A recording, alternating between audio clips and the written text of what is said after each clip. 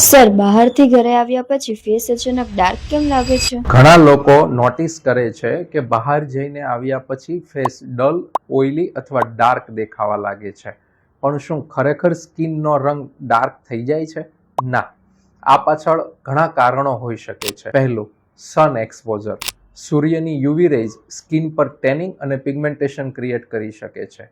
બીજું, pollution and dust. ધૂળ અને પોલ્યુશન સ્કિન પર સેટલ થઈને ફેસને ડલ બનાવે છે. ત્રીજું, ડિહાઇડ્રેશન એન્ડ સ્વેટ. ગરમીમાં sweat and dehydration skin glow ઘટાડે છે. જો પ્રોપર સનસ્ક્રીન અને સ્કિન કેર રૂટીન ફોલો ન કરવામાં આવે તો આ પ્રોબ્લેમ વધુ નોટિસેબલ બને છે.